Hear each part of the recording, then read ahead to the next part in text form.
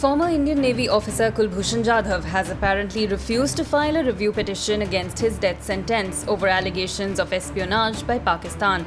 At least that is what Pakistan claims. Pakistan said after Jadhav was invited to file a review petition, he refused but preferred to follow up on his mercy petition. Last year, the International Court of Justice had ordered a review of the death sentence of Jadhav, directed Pakistan to give him consular access while putting a stay on the execution. Pakistan claims it arrested Jadhav from Balochistan in March 2016, where they claim he was engaged in subversive activities.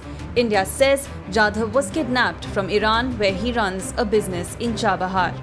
Soon after the arrest, as per international standards of justice, Pakistan ought to have provided Jadhav consular access, which it did not do until the ICJ order in July 2019. And only in September of last year did the meeting finally happen, and that too under strict surveillance by the ISI.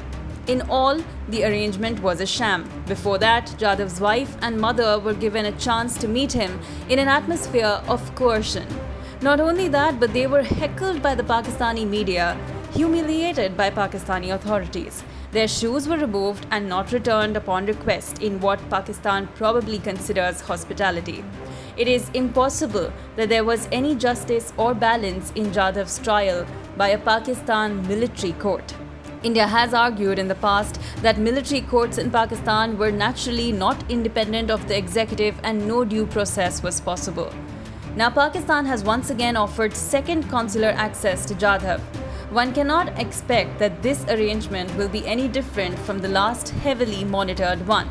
However, India has been in contact with Pakistan through diplomatic channels on the implementation of the International Court of Justice's decision in the Kulbhushan Jadhav case. It was reported back in May. Will India now take up the offer again, or will it approach the ICJ? And where will it all lead? That is the question.